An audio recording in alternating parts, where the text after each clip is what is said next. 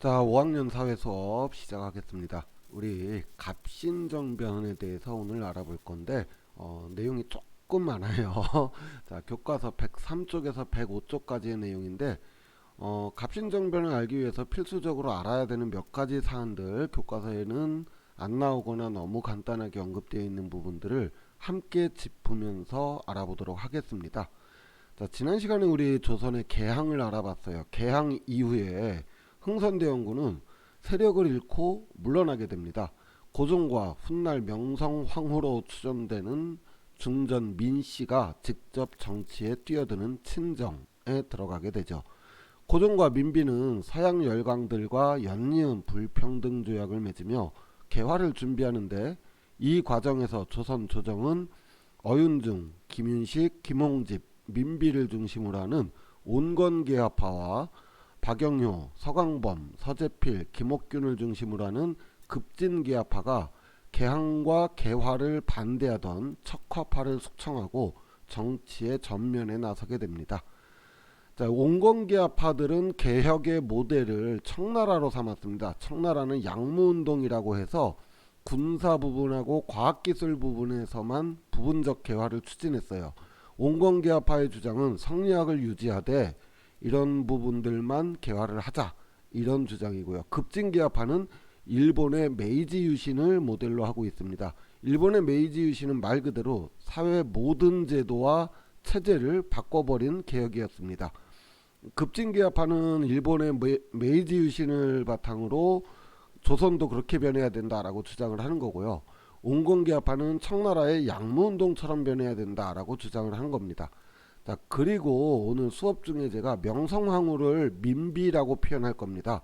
왜 그런가 하니, 대한제국이 성립되기 전에는 중전 민비가 맞고요. 대한제국 성립이 된 후에 추존되어서 명성황후가 되는 겁니다. 자, 흥선대원군과 달리 지지 기반이 약했던 고종 부부는 지지 기반을 마련하기 위해 개화파와 함께 민비 가문인 여흥민 씨를 대거 기용을 하게 돼요. 그리고 개화에 필요한 부족한 재정을 충원하기 위해서 하위직 벼슬이라든지 지방 관리를 돈을 받고 벼슬을 주는 매관매직을 시행을 하게 됩니다. 자, 이런 정치의 변화는 대원군 집권 10년 동안 간신히 눌러왔던 세도 정치를 부활시키게 되고요. 돈을 주고 벼슬을 산 사람들은 결국 그 돈을 백성들을 수탈하면서 채우게 되면서 백성들은 개화라고 하는 것에 대해서 반감을 가질 수밖에 없게 됩니다. 개화와 더불어 민씨 정권은 일본의 후원을 받아 조선의 기존 5군영 제도를 2군영으로 축소하고 신식 무기로 무장한 새로운 군대 별기군을 창설하게 돼요. 문제는 이 과정에서 대량 해고된 기존 군인들과 그나마 남은 2군영의 군인들이 차별을 받고 심지어는 월급도 밀리기 시작을 했습니다.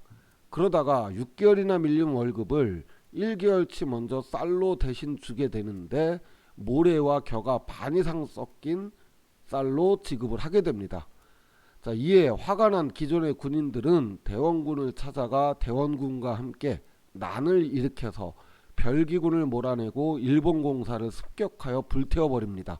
이것이 이모년에 일어난 군인들의 난 이모군란입니다. 이에 급하게 숨어버린 중전 민비는 청나라에 원병을 요청을 하게 되고, 민비 일족의 요청을 받은 청나라는 즉시 군대를 조선에 파견하게 됩니다. 한편 도망친 일본의 공사 관원들로부터 소식을 들은 일본도 대대병력 300명을 오늘날 인천인 제물포항을 통해 급히 파견하죠. 청나라는 이모군란을 신속하게 진압하고 대원군을 강제로 배에 태워 텐진으로 납치 억류하게 되면서 조선 조정에 대한 내정 간섭을 시작을 하게 되죠. 청나라의 특권을 강조한 불평등 조약인 조청 상민 수륙 무역장정이라고 하는 조약을 체결하게 되고요. 일본도 일본 공사관이 피해를 입었으니까 보상을 해라라고 하는 내용을 주요 골자로 하는 불평등 조약, 제물포 조약, 조일 수호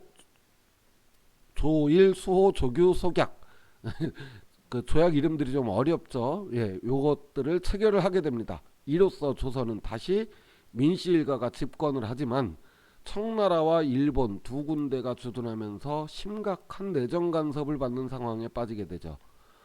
민씨 일가와 온건계합파 그리고 청나라의 내정 간섭으로 인해 김옥균, 박영효 등의 급진계합파들은 힘을 잃게 되고요. 이들은 청나라와의 관계를 끊어야 된다, 과감한 개혁을 해야 된다 이렇게 생각을 했어요. 그러다가 1884년 프랑스와 청나라의 전쟁, 일명 청불전쟁이 일어나게 되고 청나라는 이에 조선에서 주둔하고 있던 군대 중에 절반의 병력을 철수를 시키게 돼요.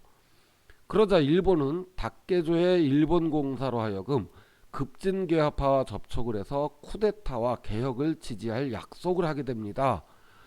1884년 12월 김옥균 등의 계합파는 우리나라 최초의 우체국인 우정국의 개국 축하식을 기해서 거사를 단행하기로 하고 닥개조회로부터 병력을 지원을 할 것을 약속받게 됩니다. 우정국의 개국 축하연 중 계합파는 불을 지르게 되고요. 이 화재로 인해서 혼란해진 틈을 타서 고종과 민비가 있는 창덕궁으로 들어가게 됩니다. 그리고 창덕궁 여기저기에 미리 준비해뒀던 폭약을 터뜨리고는 고종에게 청나라 군대가 쳐들어왔다 거짓 보고를 하고서 고종을 경우궁으로 피신시킵니다. 자, 경우궁으로 피신시킨 이유가 계합파의 병력 수가 많지가 않은데 창덕궁은 궁궐이 너무 커요. 그렇기 때문에 경우궁, 아주 작은 경우궁으로 옮겨서 외부의 침입으로부터 대비를 하려고 한 것입니다. 일본 공사에서는 약속한 대로 병력을 보내서 경우궁을 에워싸고 경호를 맡게 되고요. 계합파들은 빠르게 계합파와 왕실 인사들로 조정의 주요 요직을 교체하여 본격적인 개화 작업을 서두르게 됩니다. 하지만 난을 피해서 달아났던 민씨 일족들이 비밀리에 중전 민비와 소식을 주고받았고 이 과정에서 민비는 또다시 청나라 군대가 개입을 할 것을 요청을 하게 됩니다. 청나라군의 병력 파견 계획을 알게 된 민비는 고종과 계합파에게 창덕궁으로 다시 돌아가자 이렇게 요청을 합니다. 자, 계합파의 중심이었던 김옥균은 창덕궁은 너무 넓어 수비에 불리하기 때문에 반대를 합니다. 하지만 고종도 민비의 말을 듣고 궁궐로 빨리 환궁하자 이렇게 요청을 하게 되는데 이에 닥개조의 일본공사 역시 청나라군 병력 일본 병력으로도 충분히 막을 수 있다 이렇게 호언장담을 합니다. 자, 그래서 결국 고종과 민비 계합파는 정변 다음 날인 창덕궁으로 환궁을 하게 됩니다. 계합파 인사들은 바로 개혁안을 발표하게 돼요. 80여 개 조항에 달하는 개혁안 중 현재 전해지고 있는 것은 14개 조항만이 전해지고 있습니다. 주요 내용을 살펴보면 청나라와의 관계를 청산하고 신분제도를 없애며 과거제도를 폐지하고 능력에 따라 관리를 임명하도록 하며 규장각을 폐지하는 등의 급진적인 조항들을 다소 포함하고 있었습니다. 문제는 신분제를 중요하게 생각하던 양반들의 반발을 사기도 했고요. 무엇보다 규장각을 없애고 과거제도를 폐지하자는 내용은 지방 유생들과 사대부들의 반발을 살 수밖에 없었습니다. 정변 3일째 되는 날 개화당과 고종이 개혁안을 막 발표하려고 하는 찰나에 청나라군 1500명의 병력이 창덕궁에 도남문과 선의문으로 공격을 감행을 하게 되고요. 150명 정도의 병력밖에 없던 개화당은 속수무책으로 밀리게 되면서 김옥균, 박영효, 서광범, 서재필은 일본 공사관을 통해서 도망을 하게 됩니다. 또 애초에 병력 지원을 약속하고 청나라군을 막아주기로 했던 닥개조의 일본 공사는 청나라군이 오자 생각보다 병력이 많으니까 일본 병력을 끌고 빠르게 철수를 해버리게 되죠. 이렇게 하여 3일 만에 끝난 갑신정변을 주도한 주요 인물들은 일본으로 망명을 하게 되고 일본에서도 신변의 위협을 느끼고 안전하지가 않자 박영효, 서광범, 서재필은 미국으로 망명을 하게 됩니다. 김옥균은 일본을 거쳐서 중국 상해까지 도주하였지만 결국 암살을 당하고 조선에 돌아온 김옥균의 시체는 목이 잘려서 저작거리에 효수당하게 되죠. 이처럼 조선의 근대화를 꿈꾸며 개혁을 시도하였던 갑신정변이 실패로 돌아간 원인은 무엇보다 일본 힘에 의지한 개혁을 하려고 했던 게 문제가 됐고요. 또한 준비 과정이 충분하지 못했고 개화에 필요한 재정을 확보하지 못한 채 급하게 추진하였습니다. 무엇보다 대중들의 지지를 이끌어내지 못해서 양반과 사대부들은 물론이거니와 일반 백성들조차도 민씨 정권에 의한 세도 정치 때문에 개화에 대한 거부감을 가지고 있었는데 이것을 파악하지 못한 개화파들의 판단 착오였던 것입니다.